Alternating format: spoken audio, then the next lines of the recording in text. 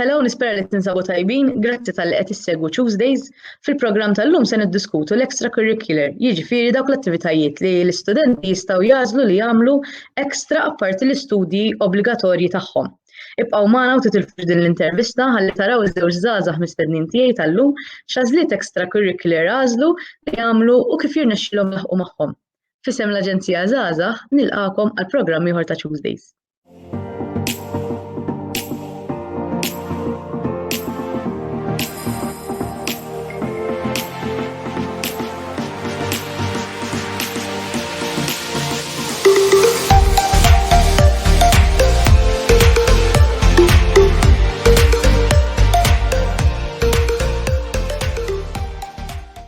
Il-programm tal-lum ser nkun qed inwasslu bl-Ingliż dan għaliex waħda mill-mistednin tagħna tal-lum mhijiex Maltija. Today's program is about extracurricular activities. We'll be discussing this topic with our guests and learning more about their extracurricular choices. And I have two special guests with me, Elena and Maria. Welcome to Tuesdays and thank you for accepting our invitation. Before I ask you to tell us a bit more about yourselves, please allow me to make the first introduction. Elena is from Gozo and Maria is from Spain. They both attend school in Armenia together. So Maria and Elena, tell us more about your favorite extracurricular activity, your favorite academic subject, and your favorite food of your own country. Okay, so my favorite extracurricular activity would probably be a project which deals with helping refugee children from the recent Artsakh conflict, which happened not so far away from where the school is located. And it basically aims to give a safe space where children can just be children, and it promotes their holistic learning and development of soft skills. And it's just a really fun way for us to give back to our community and bond with these children. My favorite academic subject would be philosophy, since it just gives me that space to be creative and learn about how we think and what makes us human, and it's something so interesting to me.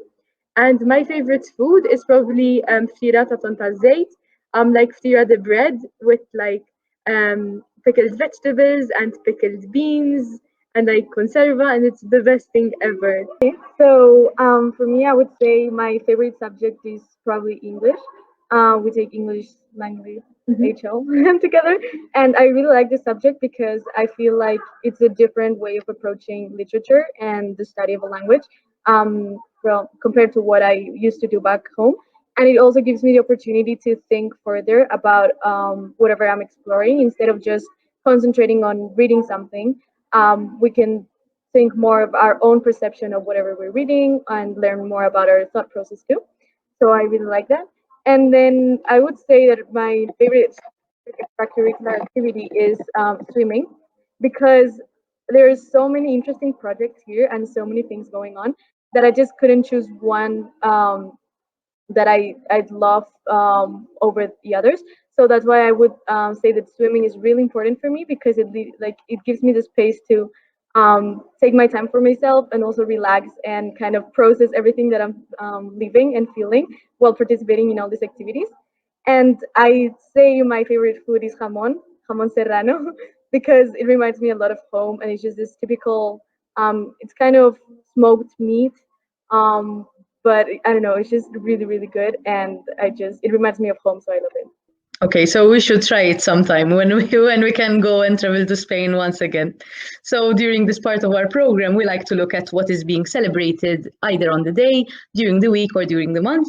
And during this week, we are celebrating World Sleep Day. This day, which recognizes the importance of a good night's sleep for every human being on the planet, taking place the Friday before the vernal spring equinox. So World Sleep Day is the annual observance of how sleep not only benefits but impacts our life, and sleep is something all humans require, but unfortunately we often shortchange this because of our busy lives. I wanted to ask you, Elena and Maria, how many hours of sleep do you manage to sleep during the night with the busy lives you lead, as we are soon about to learn? Yeah, it is true that our lives are really busy. At least in my case, I do have a lot of things going on every single day, and time management is a really important skill. So I would say I definitely get to sleep 7 hours. I really try to go to bed around 12 to make my sleep schedule regular. And yeah, 7 is kind of my medium, my around time. But sometimes I do get to sleep a little bit more if I have more time. But there's also cases in which I sleep a little bit less because I don't know, doing some interesting activity or having really interesting conversations with my friends. So yeah, it's kind of trying to keep the balance, but I'd say 7 hours is accurate. Yeah. For me, I think it would be mainly the same thing. It is very hard to set a time for yourself that you actually go to sleep at, especially with stuff that arises at every possible opportunity. However, I say that like at least I need a minimum of 6 hours of sleep. So I try to go to bed like around 1 a.m. and I wake up around 8. Or sometimes I go to bed around midnight and then I get some more sleep. But yeah, I would say like usually it's around 6-ish hours of sleep for me. Okay, so I am obliged here to point out that as adults, we need approximately 7 to 9 hours of sleep per night. Perhaps you should include sleep therapy or meditation as an additional extracurricular activity for yourselves. And on to today's topic, of course, which is to choose or not to choose extracurricular activities. As we learned, you both study in Armenia. So, Elena, how did you learn about this opportunity and which is your study focus? Okay, so basically, we're both studying here in Armenia, which is like sort of it's not a common country that you think of when you go to study. Like usually you see of UK or US or something like that. Well, basically we're here because of UWC. UWC stands for United World Colleges, and this is basically an ethos of a mission which states that you should use education as a force to connect people across nations together, to make education a force for change and to build a sustainable future, which is why we're both here because they give lots of scholarships to make sure that there's diversity in all the applicants, be it from what country they come from or what socioeconomic background they come from. I always knew that I wanted to study away from like I love living in Malta, but I always knew that I wanted to have like that experience of studying abroad.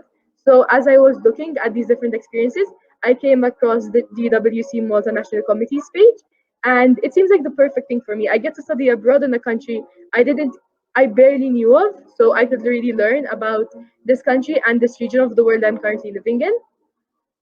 And they could provide me with financial support, which is something that I definitely needed as well, which is basically why we're here right now. And Maria, how would you describe your typical weekday?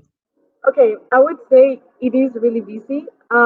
We have around 3 or 4 classes a day, and they're around 80 minutes long. So we start school around 8:30, and we finish around 4:10 because we have a few breaks in between. And then we usually have a lot of extracurricular activities that happen from 4:10 to pretty much dinner, but sometimes chicken, which is later on in the night.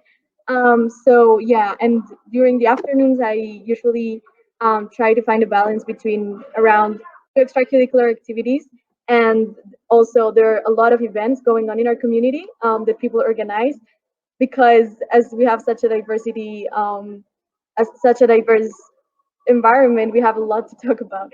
So there's always really interesting events to go to, and then I always try to find some time to be with my friends and also focus on my work. So yeah, it's a lot, but it works. It's really interesting. Yes, when you're explaining it, it sounds pretty busy and hectic. However, it sounds like fun as well. And Elena, speaking of busy, we know that you also have a very busy schedule. Do you care to share it with us? How did you choose the extracurricular activities, for example, that you're participating in? Okay, I was like, we go to the same school, so obviously we have the same classes, and each day changes because you have different amount of extracurricular activities, and they happen at different times. So obviously, a lot of since there are so many opportunities for extracurricular activities at the school, some of them happen at the same time. So it's like for me, I love to be involved in everything. However, it's just not sustainable for your mental health, for your sleep schedule. So it's very hard to sort of prioritize what do you want to be involved in at what time and balancing that with your schoolwork to make sure that you're also keeping up with your deadlines and stuff. So basically, after school, I usually try to study for like 30 minutes or like try to finish some work for 30 minutes until 5. And then I usually do class from 5 till dinner, which would be around 7 or 7:30. And so that would be like 2 hours or something like that. And then after dinner, I just try to go to my room or I just go back to the library, finish all of my work before check-in. So after check-in, I can just shower, hang out with my friends a little bit, and study maybe, and just try to go to sleep and keep up with my deadlines at the same time. Wow. So a slight parenthesis here. Elena worked with Agentia Zaza as a map delegate before leaving for Armenia. She also participated in our Youth of Gozo program, and last month she still found some hours to spare to continue her involvement with MAP in Malta during an online training MAP session. Um, Truly, Elena, you are an example of how people who manage their time well manage to get more done, actually. So, Maria, are you involved in the same extracurricular activities, and what are your particular interests? Well, we have a lot of different activities. So some of them are different because also because of schedules and because of our interests. But I do think that we meet in many of them. We have, for example, several extracurricular activities we share as Let's Talk and Politics and Perspectives. These two concentrate a lot on debating and also exploring different topics. So Let's Talk is more in general about issues concerning our society and our perspectives towards them and finding a common ground between our different opinions. And then Politics and Perspectives is more about focusing on a current global issue or important topic that we want to bring up in our community and then discuss about it and learn more about each other. And I think this defines a lot the goals and the topics we are here for exploring. And it shows how it is really important for us in our community, the diversity and exploring our different opinions and perspectives. So, yeah. Yes, very cool. And obviously, you are also social activists in your extracurricular activities. So now we learned how busy your schedules actually are. Elena, do you have any tips and tricks on how to manage one's time well and still remain sane? Okay, well, to be honest, I'm really not the best with time management. I just try to get through the day. However, what I think really helps is like like before going to bed at night, just taking that 5 minutes, just like to have a list of all of the meetings you have to attend or of the extracurricular activities you have to go to, and then like also all of the tasks and deadlines you have to finish before midnight, and just like sort of like doing a jigsaw puzzle with any free time you might have and fitting that thing in here and doing that thing there and like just making sure that you have a really good plan and disciplining yourself enough to stick to it. Like sometimes it might be so amazing, like you see your friends making hot chocolate and you're like, oh, I should go have some hot chocolate as well. Next thing you know, it's 2 a.m. and you still have a deadline to do. So just like be self-disciplined, make a plan, and really try to stick to it. And it's Nice. stressful as well to some extent. Sometimes. Sometimes. So doing jigsaw puzzles and being disciplined. Okay, and Maria, what skills would you say you have acquired from your variety of activities outside of your studying? Well, I would say getting more into a interpersonal understanding level. I have definitely learned to listen better and also to understand other perspectives and ideas, and trying to debate and get to an understanding point. I think that's super common here, and it's an amazing opportunity to get to grow as a person in this sense. But also when considering other like more simple skills, for example, I don't know, cooking or learning more about other people's interests and what they can teach you. So maybe some kind of dance or I don't know, just different activities that are super interesting. So it depends on the level you look at into, but it's definitely so interesting and you can learn so much from. Okay, and so Maria, did you learn any of our Maltese culture from Elna? Well, yeah, definitely. Just the language. I mean, I still don't know Maltese, of course, but it sounds so familiar now, and I can sometimes even know how she's feeling when she starts talking in Maltese. And I would say, for sure, the cuisine. For example, she cooked tira sometimes for us, and it's just super good. And we also have events where we can show our cultures. So, for example, we had a regional evening in which Malta presented a dance, and yeah, we've learned really different aspects of the culture, and then we also have a better understanding of the maybe economic or political sphere too, as we discuss topics, and even a little bit more about Gozo, which I didn't know before. So yeah. Exactly. So she's teaching you as well about our sister island, and of course, I'm very sure that she can make a really good tira since it's her favorite Maltese food. And Elena, same question to you. Did you gain any further knowledge on the Spanish heritage from Maria? I mean, like obviously at school we're taught a little bit about Spain and like just the general history. However, I feel like being here and like actually interacting with people from all of these different countries, you not only get to learn about the history of a country, but like also how its people are and like how their culture works. And like, for example, there are many Spanish speakers here and like also people from Spain.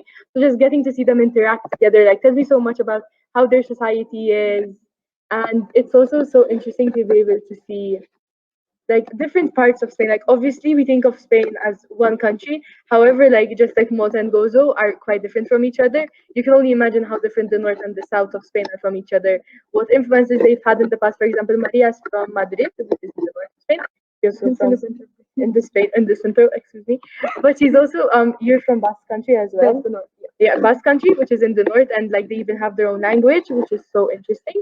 For example, our other friend is from Andalusia, which is in the south of Spain, and you really get to learn about how different they are yet how united they are in their culture.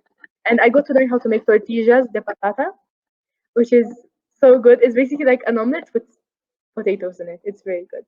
And what message would you like to give to those young people watching us today with regards to involving themselves in other activities outside of school?